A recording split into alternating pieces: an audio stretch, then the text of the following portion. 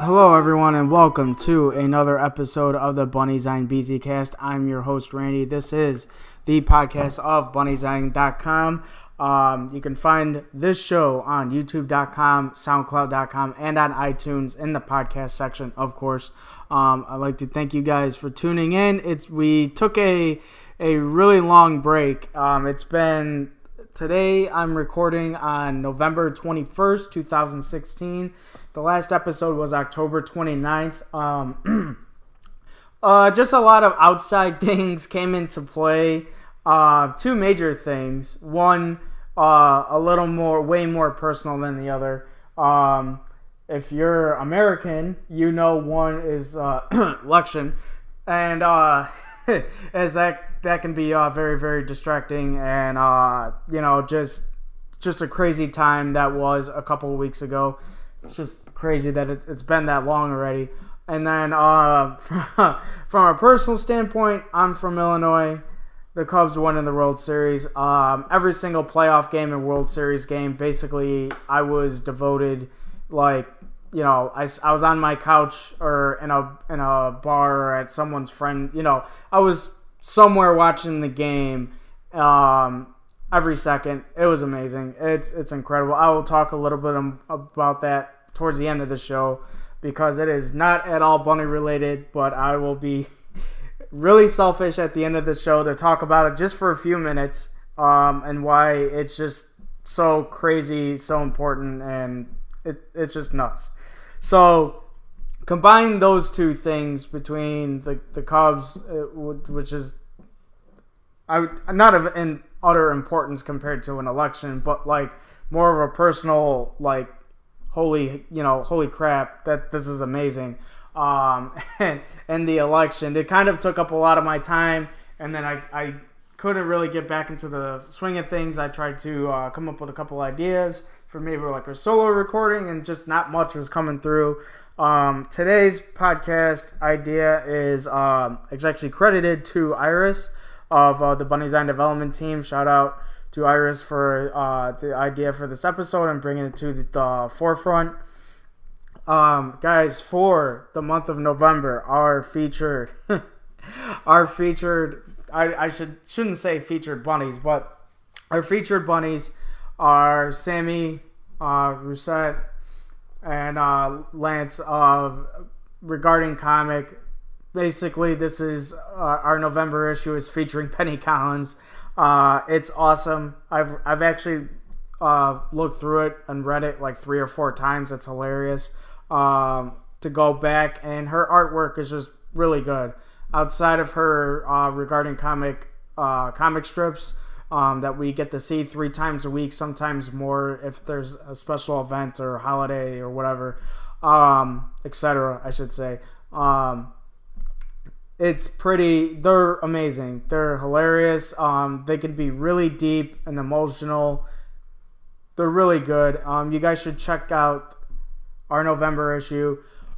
To also talk about December, we have, how should I word this? Dustin is doing a pictorial. So if you do bunnies and holiday, with I can't word this. Santa hats, and you put Christmas clothes on them, and you take pictures. Send that in to Man, I'm really butchering this. Let me take a sip of water. All right, that's a little better. All right, send it in to officialbunnyzine@gmail.com. Officialbunnyzine@gmail.com. I almost read off the Twitter handle. Our Twitter handle for the email there. See, it's been a month since the recording. I'm a little rusty. So, send in your bunnies and holiday pictures to BunnyZine, officialbunnyzine@gmail.com, and we'll feature them in our December issue. You can find more detail on it on our Facebook page or Twitter page, and our Instagram as well. I've actually posted a couple times on our Instagram the last week or so, trying to be a little more active, make more of an effort to be active on there. Speaking of the Facebook, it's Bunnyzine on Facebook, Twitter at official Bzine, and then official Bunnyzine on Instagram at official Bunnyzine on Instagram. If you guys want to talk about any episodes, any podcast episodes, you can email the show bunnyzinecast@gmail.com, bunnyzinecast@gmail.com. If you have any questions, if you have any ideas, just a quick heads up in regards to the month of December. I believe we had one guest last year, and I can't even think of who it was. I could look real quick, but I have my guest. I do have a guest today. I just kind of threw that in there. That's on hold. So for the month of December, I will try to at least do one episode. I don't know if it will be a solo recording or if I will have a guest. But it is very, very tight because of the holidays. Everyone is incredibly busy in rescue and in their personal lives to set up an episode. So I'm just giving you guys a heads up for November. Again, other outside stuff happened to where I got distracted and really couldn't do another November episode. December, I'm just giving you guys a heads up as well. We're looking at maybe only one episode. 2 would be luck, basically. We'd be pretty lucky if we got 2 episodes in the month of December. So just and it'll probably be more towards the middle of the month, as I'm pretty tied up in the beginning of December, and then just the holidays towards the end of the December, I make it everything impossible to line up for guests and so forth. So if I had to take a guess for the month of December for an episode, I'm looking between the second or third week before the holidays and all the craziness comes along. All right, guys, I do have a guest today, as I said a minute ago. She was involved in a big rescue down in Texas, and she is from Texas. This is Diane out of Wild Rescue Rabbit Rescue. See, I almost didn't completely mess it up. Diane, how you doing? Hi, Randy. I'm doing fine, thank you. Well, welcome to the show. Before we get into the details of the big rescue situation in Texas, you provide us a little bit of background about yourself and the Wild Rescue Rabbit Rescue. Sure. One, thank you so much for having us on the show. This is quite the thing, quite the honor. I'm actually from San Francisco, so I grew up in a very animal activist city, and more of a broad, open mindset towards animals in general. And Wild Rescue Rabbit Rescue has been around for 30 years here in the DFW area. And we routinely, every year or so, partake in a large confiscation of some kind with some law enforcement agency here in Texas. I'm a wildlife rehabilitator for the state of Texas, and I routinely speak at conference for our international and our national groups on behalf of our wild rabbits and hares, and have been devoted to the domestic rabbits for a very long time. So there's a little background. Awesome. So we'll go right into the rescue, and for people that don't know what happened, because I'm being very general and vague on the whole situation. Provide us some details on when this happened and basically just what went down. Sure. The SPCA of Texas is our primary agency for animal abuse and cruelty here in North Texas, along with the Humane Society of North Texas, which is out of the Fort Worth area. And there was a situation in East Texas, in a certain county, that CPS was actually involved in, of course, with children. And the CPS officer who did the investigation on behalf of the children, the day she was there, when she got back in her car, made the call to the cruelty hotline for the SPCA. And we were very fortunate that a law enforcement officer chose to change her career from being a policewoman to an animal cruelty investigator. So she brought 11 years worth of police work, investigative work, to her new position. And that poor lady had only been on the job for 5 months when she got this call. It was just a day or two later that Officer Dykes, it's Randy Dykes is her name, took a team out to this location and saw a situation for the rabbits, let alone the 300 other animals on the property, and said that they couldn't leave, that they would have to remove the animals right away. So they immediately got a search warrant, and the judge was obviously shocked when some of the pictures came across his desk. And she left some of her people on the property. They brought new trailers in and loaded with crates, and they took all of the animals to the SPCA's giant warehouse location for confiscations down in downtown Dallas.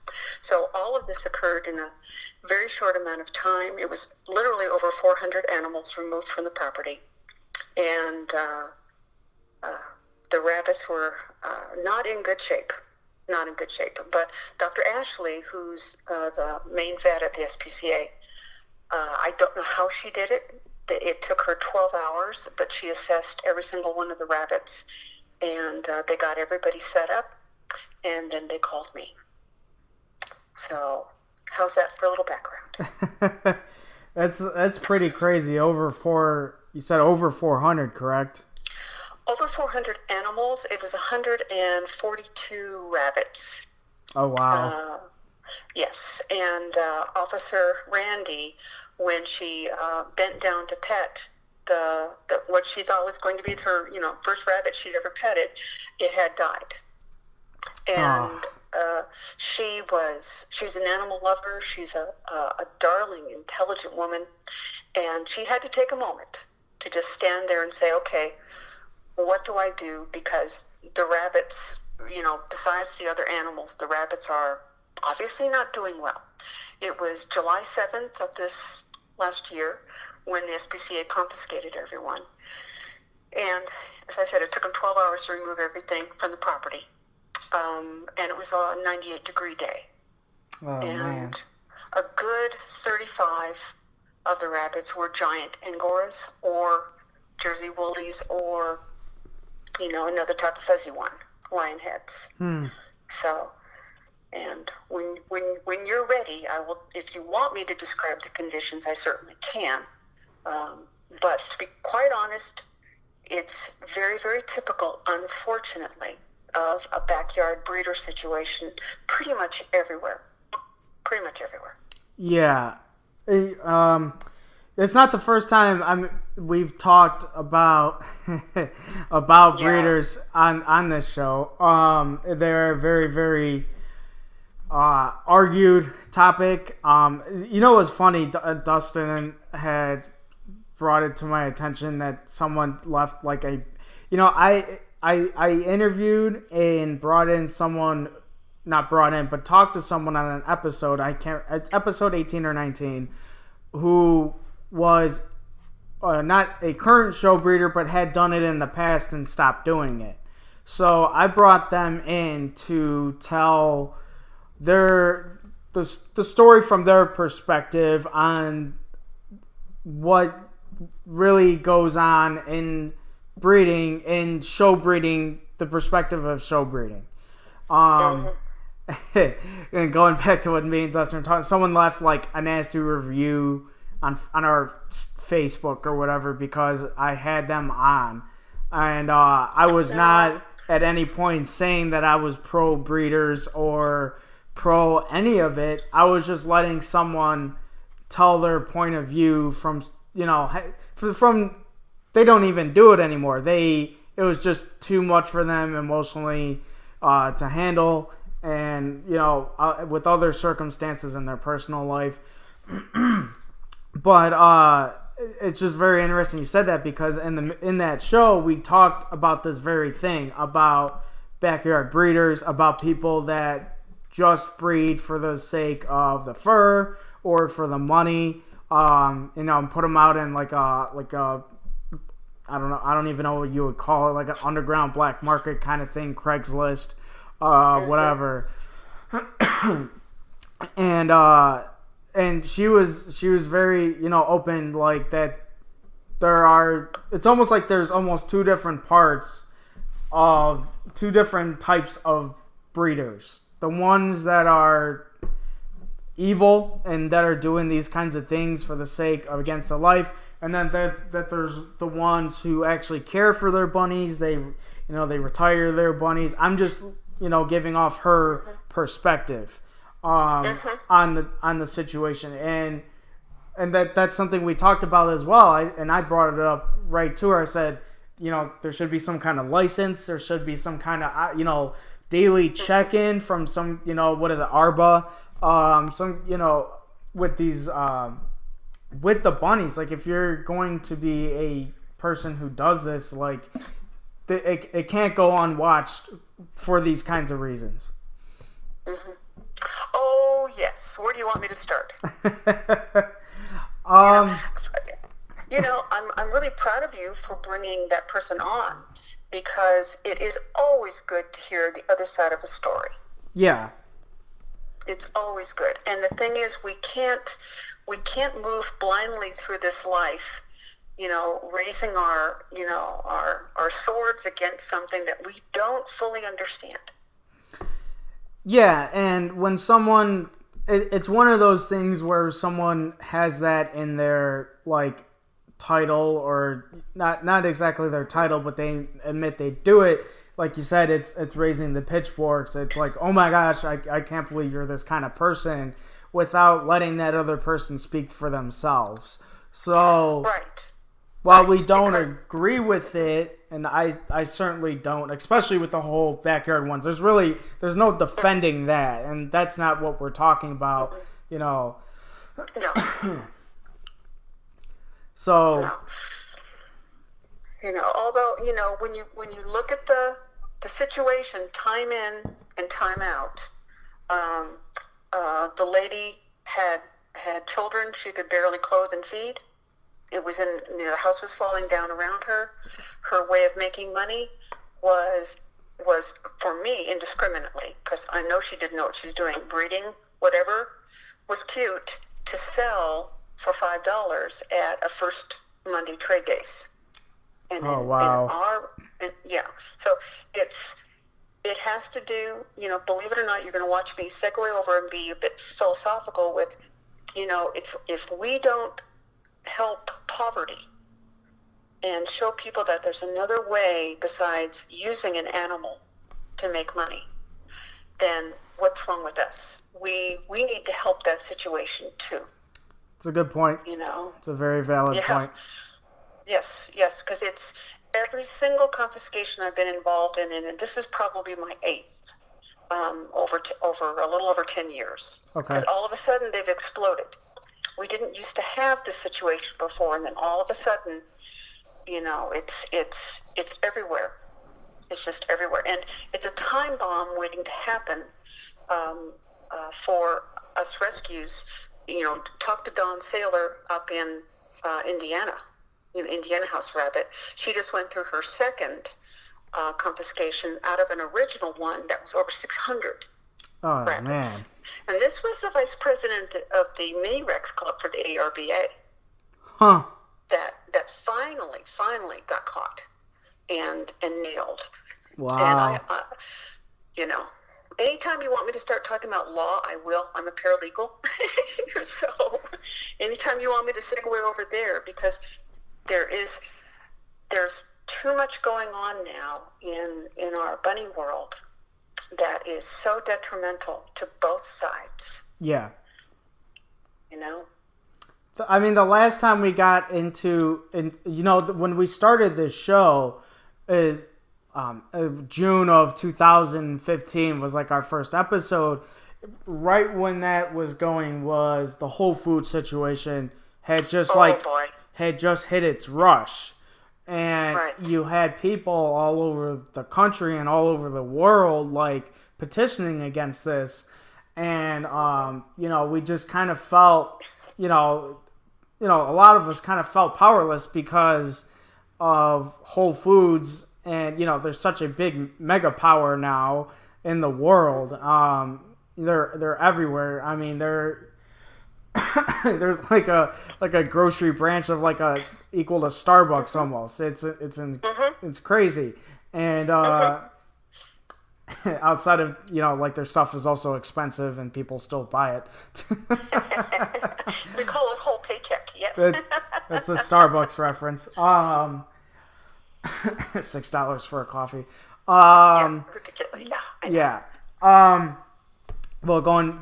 Yeah. So when that started, I had multiple guests on from different House Rabbits societies and in different fields to kind of talk about the situation and how they're treated and how they're viewed, as far as their rights in comparison to other animals. So that was just a reference because that was pretty much the last time I can think of, when that situation broke and we the bunnies won. That it was kind of back to the basics of bunny stuff, but man, that was the complete breakdown of what a rabbit's rights, Yes. animal rights are. Yes, and it was about time, and it showed us that coming together as a community, we really could make a difference. Mm-hmm. We really could. We're in the days before social media. It was so hard to bring people together. I was the first one in the state of Texas who got Kroger and Tom Thumb to stop selling rabbit meat. And all it took was me writing one letter to the president of the company, who was down in Houston. And when I spoke to his bottom financial line, let alone what was the saying that I came up with, Easter is what's for dinner. Yeah. It only took that, and all of a sudden rabbit meat disappeared out of the stores because of one voice. But when Whole Foods happened and social media was available, it was beautiful to watch. Yeah.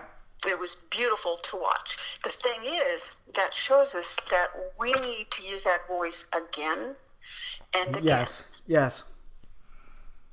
We can't stop. We can't rest on those laurels. We cannot. That's true.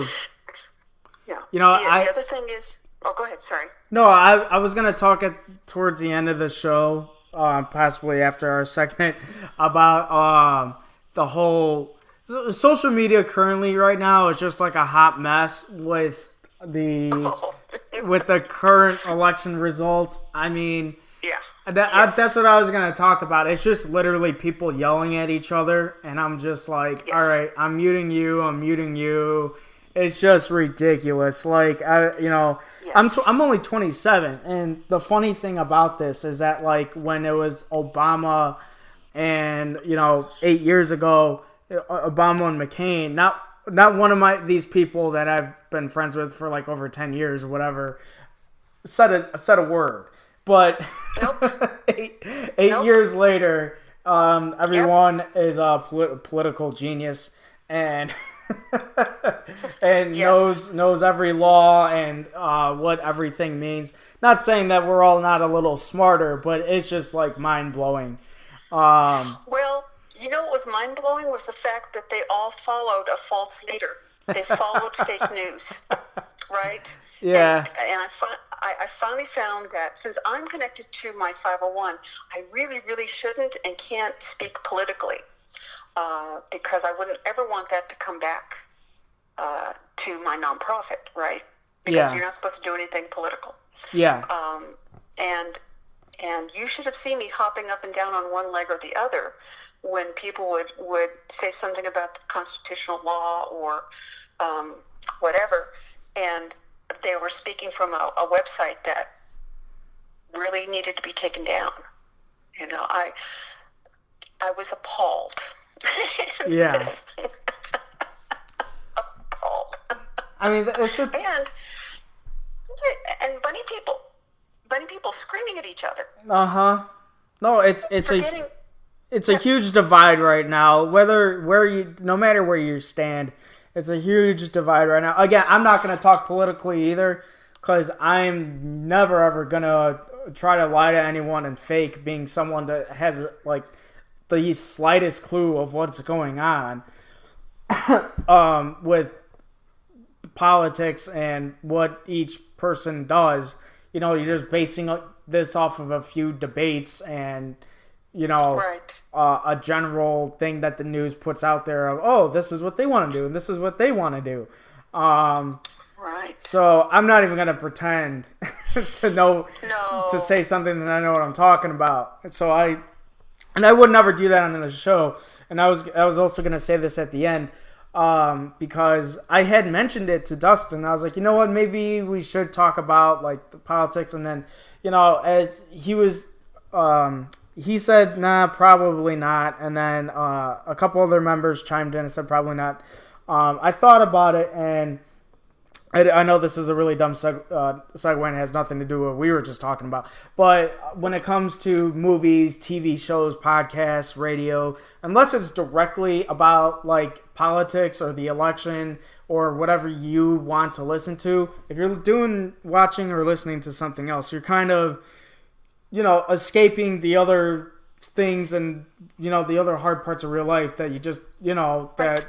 it's a minor short escape to take your mind off things. And I had that thought, like, you know what? People got to, whether they stand with Trump or against Trump, they got to think about it either way. If it's that important to them. And I shouldn't have to, if they're taking a break and listening to my show, not my show, but Bunny's Eye podcast, I should be very grateful that they took some time away from the craziness out there that is the world and the recent politics, and took some time, took an hour and a half to listen to this show. So that's my little sidebar. Mm-hmm. So thank you for everyone for listening. Yes, but there's also a wonderful, beautiful, positive spin that you can put on that, because you see, everybody can be political in a very positive way. So no matter who you voted for or who you supported, don't hide behind your keyboard. If you spent that much time making your voice heard on social media, then why aren't you at your city council meeting? Yeah. Or why aren't you volunteering to be an election clerk or being part of the process itself? Because you can segue that right into animal rights and activism easily. Yeah. Easily. Because if you're that passionate about what just happened, wonderful. Channel that passion and do something positive with it. Exactly. It's a very Stop killing each other. It's a good way to look at it. Very, very good way to look at it. All right, let's it's okay to talk about the bunnies and laws and stuff, but let's lay off the actual politics and the recent election. I can't even think about what we were going to go into. As that just kind of threw me off a little bit. I was kind of planning on saying something like that towards the end of the show anyway.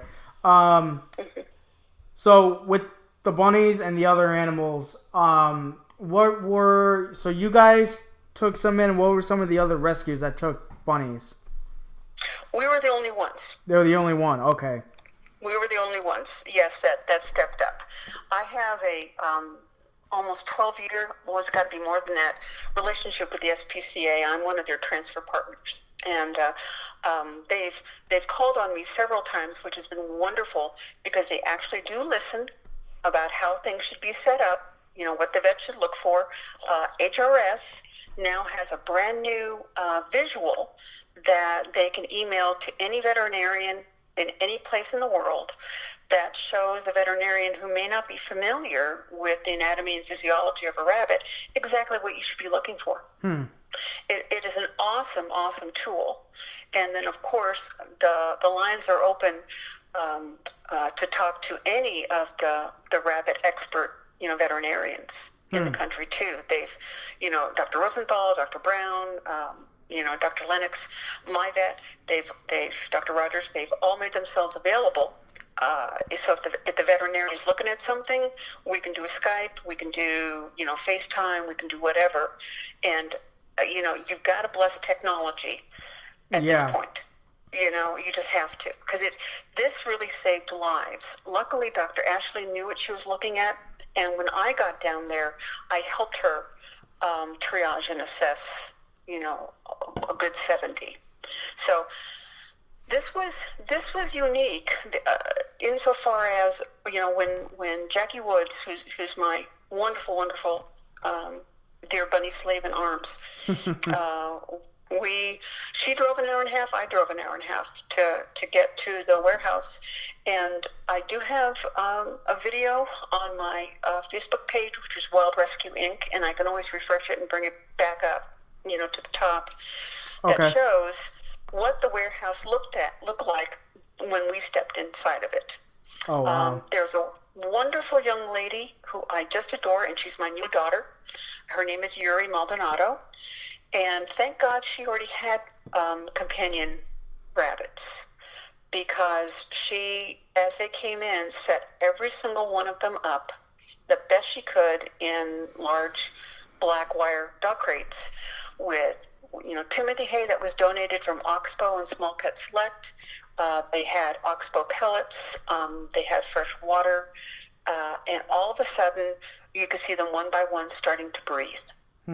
Because these rabbits had been housed, and I am not kidding you, if you know what a 4-holer is, or 2-holer, it's the transport cages that the breeders use to transport. I roughly have an idea of what they look like. So how bad was it?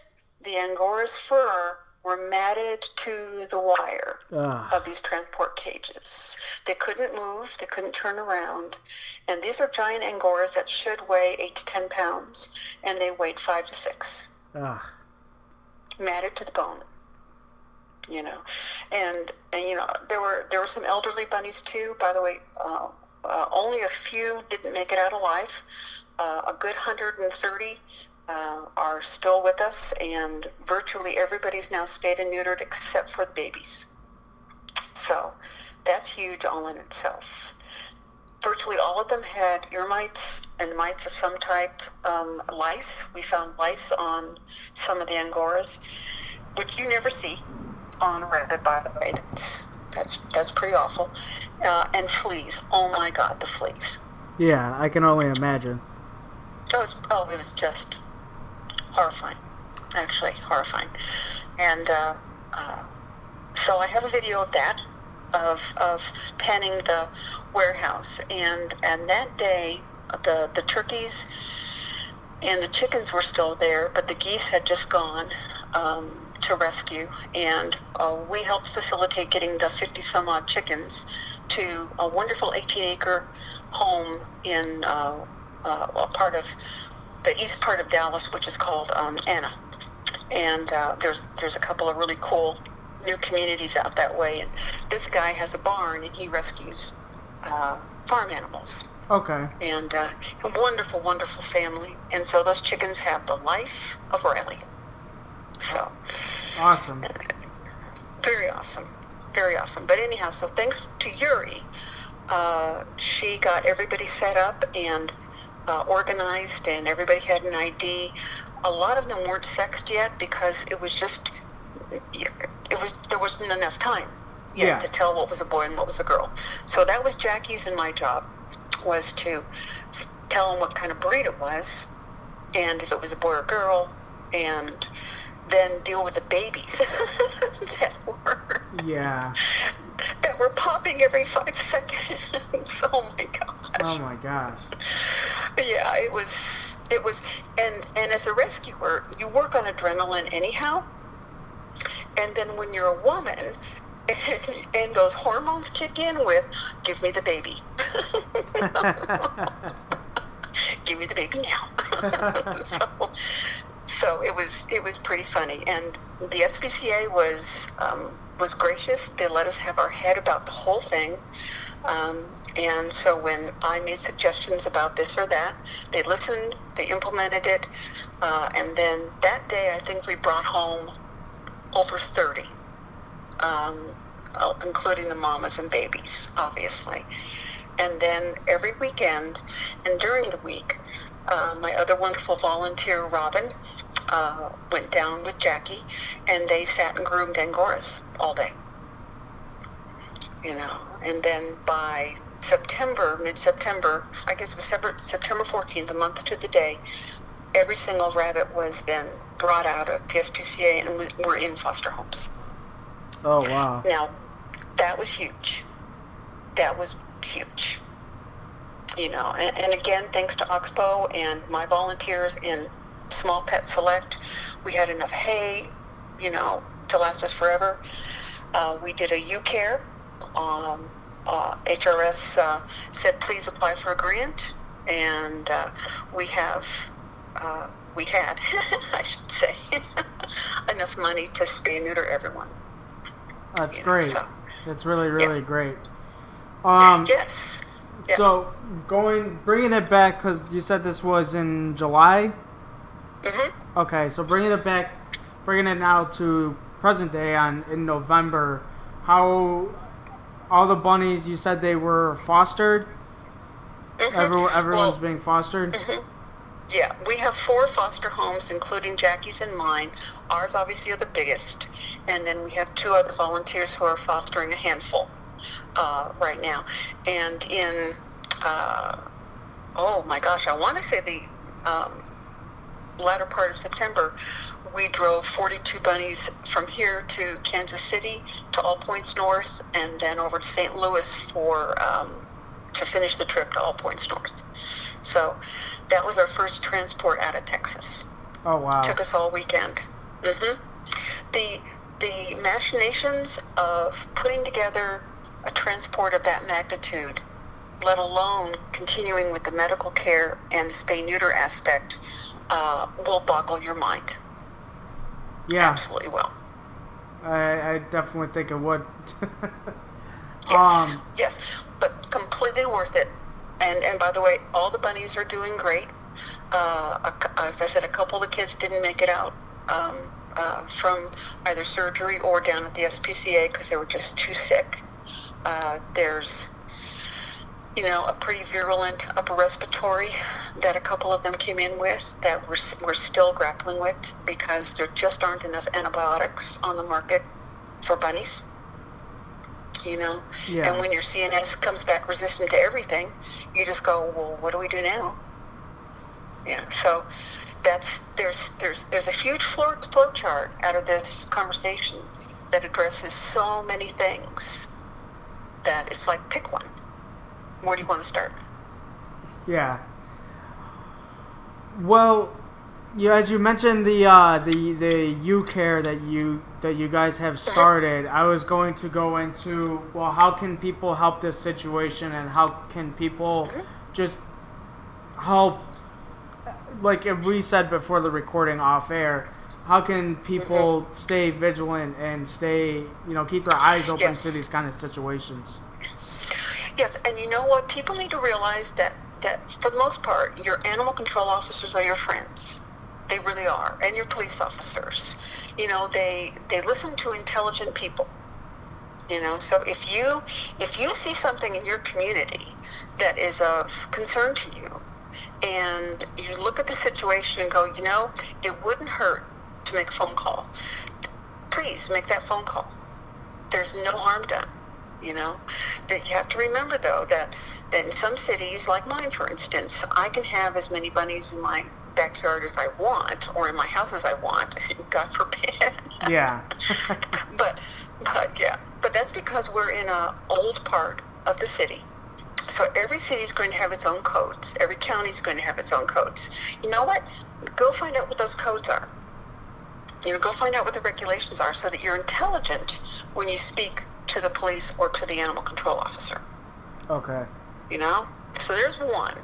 2, on the HRS website, rabbit.org, there is now a page devoted to the seizures and confiscations and emergencies that are going on in the United States.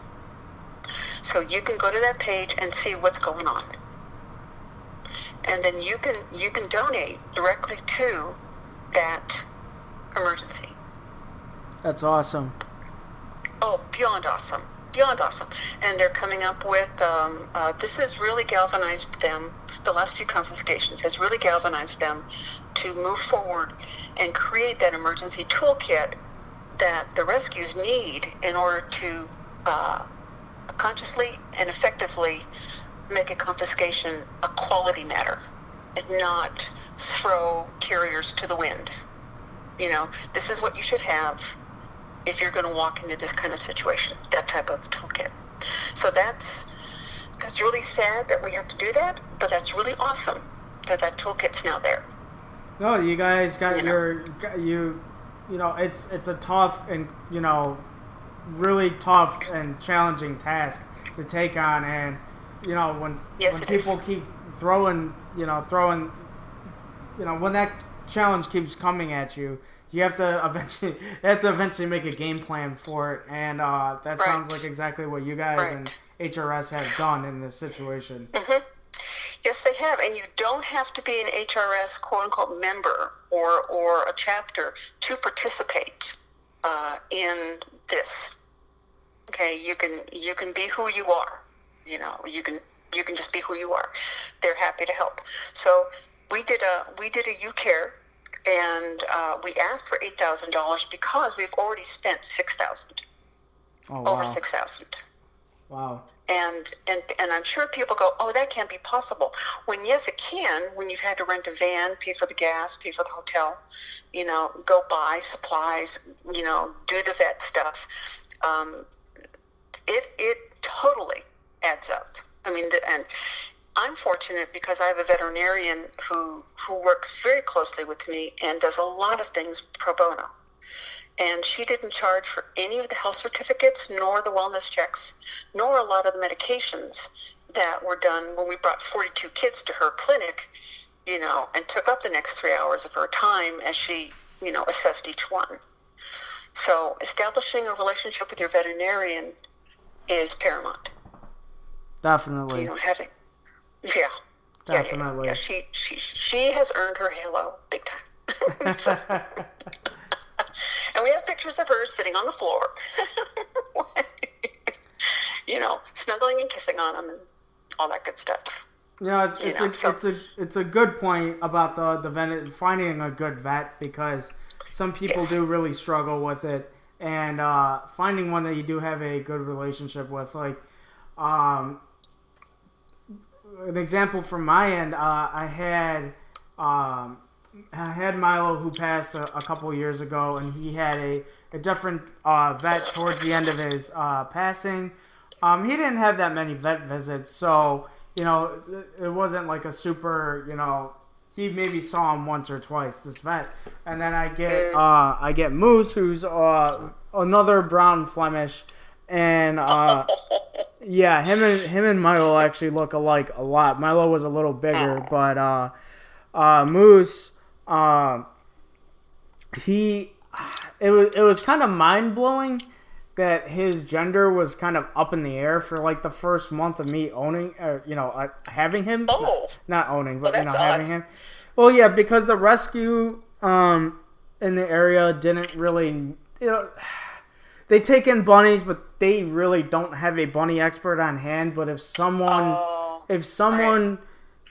I don't mind it, because I'd rather have the bunny in there than rather it being loose on the street and, it being prey for somewhere else. So the rescue is giving it a try, and they do have like volunteers that have bunny knowledge, but I'm not sure if the medical staff does. So, and I've mentioned the name before, but I don't want to throw them under the bus, because they, No, you can't. They're doing the best they can. Yeah, exactly. Yeah. And I don't want to feel like, we need to throw away that judging thing. Yeah, and I don't want to feel like I'm throwing them under the bus. No. So going back to Moose, when I brought him to the vet, he said he was a girl that needed to be spayed, and he wasn't going to be available to do it for some reason, so we went an hour in a different direction. Now, our vet is like 15 minutes away, so we found another place that was within an hour. They did a checkup, made sure he was, at the time, she was fine. And then they got in there and to find out, oh no, it's a boy that's fixed. And I'm like, oh. Wow. So yeah. It's so Ooh, ouch. I like the guy. I don't have that much issue with him, but I was very upset that Moose was cut open for no reason at all. Right. And I felt terrible for him. And that guy hasn't gotten a phone call since. I'll just say that. Right. Boy, that's a whole nother subject, is it? Because since this is going to be live, I have to watch my mouth. But I will say that when HRS has their yearly meeting, it might not be a bad idea to suggest that they go. Yeah. Something I also suggest a lot to people all over the country is give your vet the latest textbook, like the second edition of the textbook of rabbit medicine. Yeah. For a Christmas present. It's well worth the $75. Or remind them that there's always VIN, Veterinary Information Network. Because I hate to say this, but I hear this a lot. Yeah, it was very surprising actually for my wife and I, because he saw Nova once, who's my little black bunny. I'm not entirely sure what her breed is, but she's like 2 or 3 pounds and a little black bunny. She was there was after effects of the Cudibra. Cudibra, yes. Yeah. So they produce neurotoxins. So there was an issue, and he was very knowledgeable. He was breaking everything down of what this means and how she'll be doing and blah blah blah. Mm-hmm. So when that situation happened with Moose, it really really threw us off. We're like, I have friends locally in rescue in Illinois, and I immediately called and messaged, and I'm like, is this common, blah blah blah, and she's like, no. One of my friend that I talked to on and off with an not HRS, but with a local bunny rescue, she's like, no, that shouldn't have happened. That shouldn't have happened. No, it's even after a male has been neutered, you can absolutely tell that it's a boy. Sorry. Yeah. Yeah. Sorry. So no. And again, not to judge, but he could have asked somebody else too. He didn't have to be alone in the decision-making process. It's true. It's very true. Like I said, it was very surprising that he just I'm sorry. Was wrong. Yes, and that's why that I'm a big lemonade from lemons person, and I only work with maybe 3 veterinarians in the entire Metroplex because of this issue. And when I refer somebody, there's actually 5 incredible bunny vets in this area that I know of, and I know that they go to conference. I know that they take the exotics courses. I know what they do. Plus I'm old, so I've been around, so I know them. I've known 2 of them since they were out of vet school, and I trained them well. But there's this story is too often something that we still hear. All of us rescues hear. Yeah, there was also one when we had Milo, and it's funny when you think about it now, because we did not know what flopping was, and that is probably the most common thing that people freak out about when it's their first bunny, and it's hilarious to think about it now as you're laughing, but he did not know about flopping, and so heavens. Yeah, so when it's not a huge deal in medically, but he's like, I see nothing wrong with him. He seems pretty normal, happy, he's in good shape, he's good health. Everything looks fine. I don't know why he would be doing this. And then I don't know, I'm on YouTube the next day, and it comes across, and I'm like, are you kidding me? Mm-hmm. Yes, and to give the veterinarians a little tiny break, because of course in this day and age there's just no excuse for not knowing stuff. Okay, they only, like the vets here in Texas at A&M, they're only required to take one course in exotics, and that is extracurricular course that is not even included in the main curriculum. Huh. So if they want to go look at the exotics end of the world, or the pocket pets, or whatever you want to call them, they have to take a course above and beyond their normal courses. Yeah. Yeah, how about that?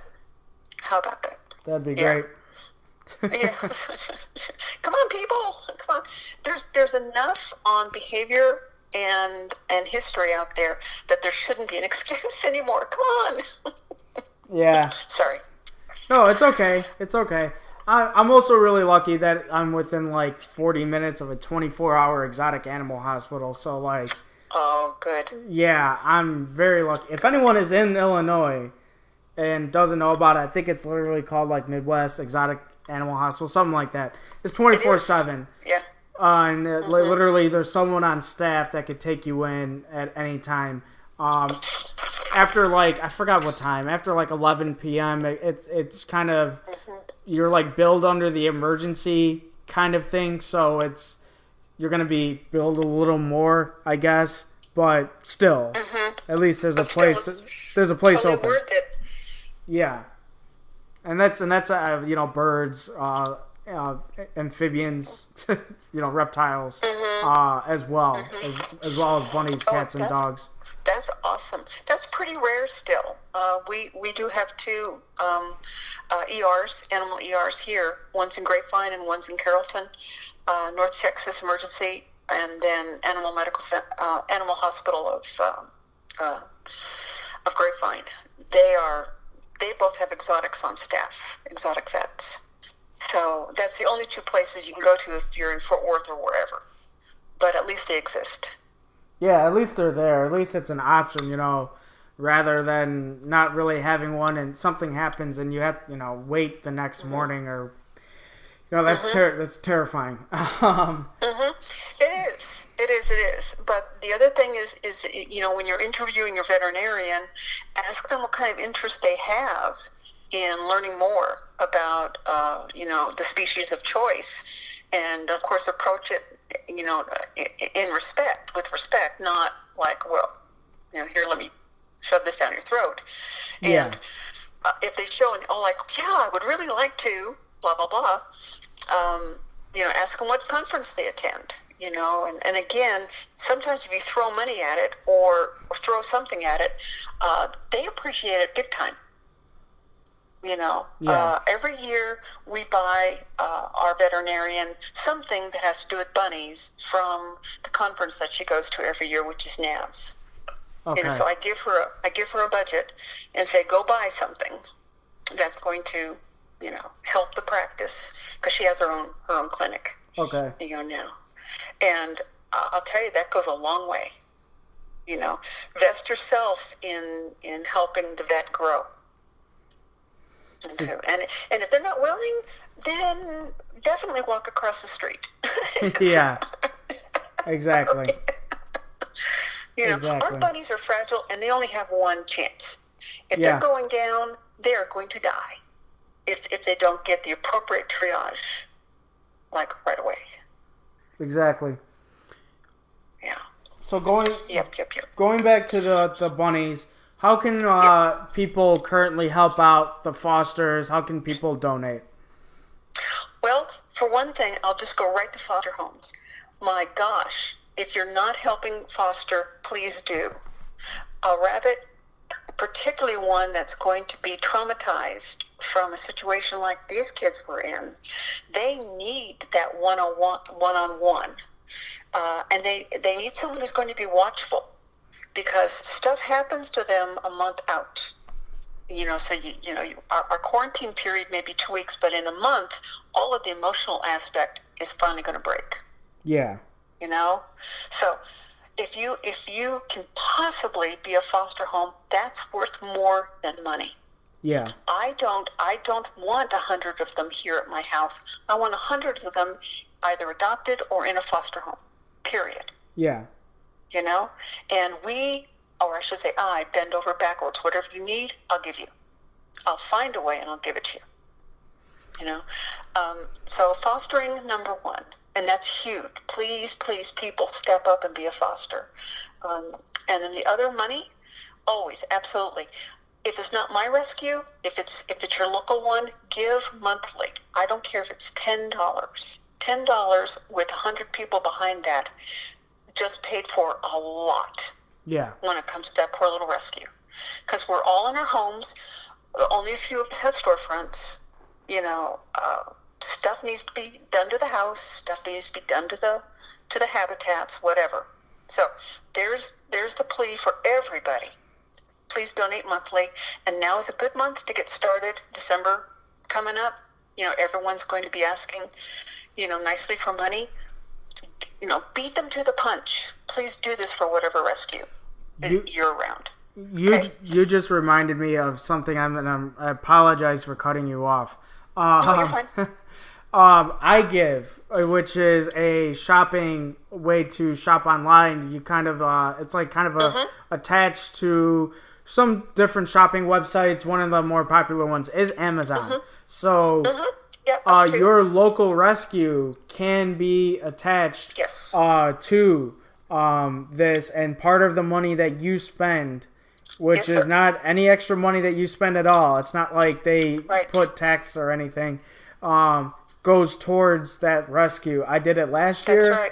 And I didn't know how much. I did it with HRS Chicago, pretty much in the month of November and December. And I don't know what they got, but they got a little bit of money donated their way. So I think it's iGive.com. A pyramid of giving. Yeah. There's iGive, there's Amazon Smile, which is what you're talking about. Yes. And I'm sure there's other sites that do the same thing, although Amazon's the biggest. And it's not hard to sign up. If you're a rescue and you're 501, they made the process so easy. So if you're not a member of Amazon Smile and you're a rescue, please do that.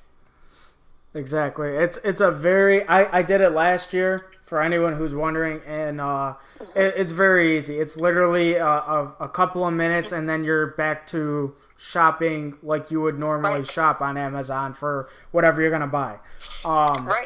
So definitely check that out, Amazon Smile, iGive, and other websites that donate towards rescues. Right. And then, I'm a big believer in the grassroots. So I'm pretty opposed to giving on a national level, except for HRS, because you absolutely know where your money is going. Yeah. Every penny of it. But I would rather you, and please forgive me, ASPCA and HSUS people, but they are perpetually funded. They have big donors. Our kids don't have enough donors. So, look to your local level. And whatever way, shape, or form. Do you know what I do? Every so often on my Facebook page, I'll say, Diana needs paper towels. Diana needs, everything from toilet paper to Q-tips, laundry detergent. And I'll say, just put it on my front porch, please. And after I do that, I don't have to go to the grocery store and shop for all kinds of items for months. Wow. I think we are afraid to ask sometimes. For fear of rejection, because we're not good enough, or, people think we won't, use it properly or whatever. But you know what? From your heart, ask. You might be really surprised what you get back. It sounds, yeah. I mean, especially if you're in the world that is rescue and the shelter world, that's very important. It's huge. Yeah, it's so important. And if you want to do a specific thing, my gosh, call the veterinarian your rescue is associated with. Put money on their account. Yeah. Somebody last year made me sit and cry. Somebody paid off our $1,500 bill at Dr. Rogers. Oh wow. Just paid it off, and then sent me a virtual hug. And I just sat and cried. That was huge. And from and let people in your home, let them see what you do. There was a gentleman and his wife, and they just lost their bunny, and they literally just wanted to come over and say hi and see the bunnies. That's all they wanted. That person put $1,000 on our account. Oh, wow. And I didn't know about it until Dr. Rogers called me and said, do you know these people? We're always surprised by the generosity of humans. I hope we're surprised more often. Me too. So there you go. There's so many ways to give, not just to this effort. I mean, we're still staying and neutering. So you can go to Texas Coalition for Animal Protection, and you can buy a spare neuter for this rescue, for wild rescue. It's $55 to neuter and $45 to neuter, $55 to spay. Okay. You can go that. That's their website, Texas Coalition for Animal Protection. You can call Dr. Rogers at Family Friends Veterinary Hospital here in Frisco. You can put money on our account there. I'm a big believer in donating exactly where it needs to be. Awesome. So we talked off. Jesus, blanked for a split second. We talked before the show about if there were any upcoming events that you would like to promote, to help raise some money for the bunnies. Right. Well, one Harvey House Rescue in Kentucky just finished their online auction. We are about to start ours. So the first weekend in December, and you have to forgive me, I don't remember the exact day. I think it's like 4th and 5th. We will be having our giant online auction with some pretty amazing stuff. You're going to want to tune into that one. Just go to our Facebook page, and we will have an album uploaded, and you'll get to bid to your heart's delight. And that's Wild Rescue Inc. on Facebook. I was just about to ask what was the name of the Facebook page. That's it. And that's our big one. We'll be doing an adoption event. We're doing another transport up to the North Country. And I just want to say something really quick about that, because I'm sure your listeners are going to go, why isn't she adopting in Texas? Well, guess what? It's really hard to adopt a bunny out down here. It's very hard. We have 5 or 6 local rabbit rescues in the North Texas area, and then we have one in Houston and one in Austin, and it's virtually impossible to adopt out the quantity that you need to adopt out. Okay. So we talked to Dawn up in Indiana, and she did some incredible networking, and rescues up there, particularly Minnesota and Wisconsin, are able to take in quantities of our kids, either spayed or not, or I should say fixed or not, and find them incredible homes in a very short amount of time. So I'm all over that. Awesome. Very awesome. Very awesome. Yes. Well, Diane, I would really, really like to thank you for coming on and talking about the rescue. We talked about bunny politics. We talked about real life politics in a vague sense. We talked about so much, and what I love the most is not also talking about the situation and giving it some spotlight, but and bringing to light what people can do to help bunnies, to help their local rescues in general, because I feel like that's so important to let people know how they can help. Yes, and they can always contact me through our Facebook page. I'm happy to answer questions or direct. I'm wonderful with networking. Whatever I can do to help, I will certainly do that. Awesome, Diane. Thank you for coming on. Thank you so much, Randy. This was just way cool. I hope we get to do this again sometime. That'd be awesome. You have a great night. Okay. You too. Thank you so much. Bye-bye. Bye-bye. That was really awesome interview, guys. Again, I would like to give a shout out to Iris for setting this episode out. We got to talk about that very specific specific, as I say, the ocean, specific rescue situation out of Texas, and got to talk about a lot of other just issues in the bunny community, in the bunny world, and it's very important that you guys, not just every people listening, but we always talk about education, of which is incredibly important, but it's also whatever you can do to help, whether it's education, whether it's donating, whether it's fostering, whether it's adopting, whether it's giving. If you can't donate money, you can always donate towels and things of that nature, goods that the rescue can use to help keep their bunnies safe and secure and comfortable. Bunnies and other animals, of course. That was a very, very good, positive episode from Diana. Again, I'd like to thank Iris for setting this episode up. I would also like to give a quick shout out to the editor, Kedzie. She is also a member of the Bunny Design Development team. And I don't mention her name enough. It's one of those things where I'm like, all right, I got to make sure I say it towards the end, and then I just completely blank and don't do it. So again, shout out to Kedzie. She does all the editing for our podcast episodes. She does a great job. Very awesome with communication, with going back and forth and setting up dates and times of when to edit, and not when to edit, but when everyone's available to record and edit, and emails and all that stuff that goes into the making of the show. Kedzie is very helpful in that. Shout out to her. She does a great job.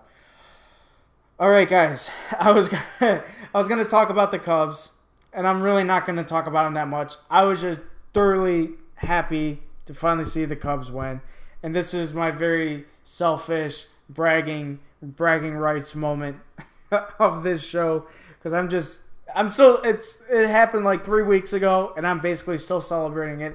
I'm sitting in front of the camera right now, still wearing a World Series Champions 2016 shirt. I've got 2 of them.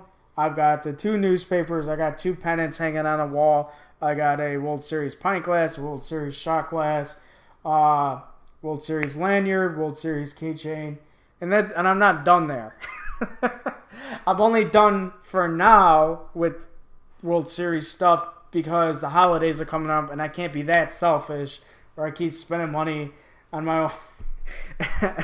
Or I keep spending money on myself on this stuff. I have to think about family and friends. So it's just, I'm saying all that because it's for anyone listening across the country, across the world, or Cub fans anywhere.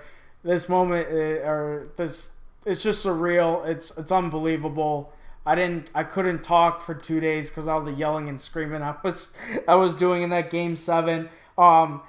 I know I'm getting off track about bunnies, but I do want to say for all of the people in Cleveland, I did feel bad. I did feel bad in the slightest bit. Like 99.9% of me was like ecstatic and going crazy, and then 0.1% felt bad for Cleveland because they got this far with an injured roster that was an underdog, a huge underdog to get that far, and got all the way to Game 7, took the Cubs into extra innings, and, just not by any mistakes of their own, just ended up losing. The Cubs just had a more talented team at the end, and that's basically why they won. But, man, the tip of the cap is the baseball phrase I like to use to the Indians and their fans, because that was an incredible series, an incredible Game 7 game,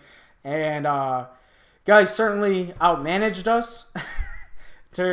You guys have a world-class manager in Terry Francona and a really good team. So you guys, Cleveland fans, you guys will have barring crazy injuries, you guys will have a very good team next year. I've been playing fantasy baseball for a decade and watching the Cubs for over 20 years.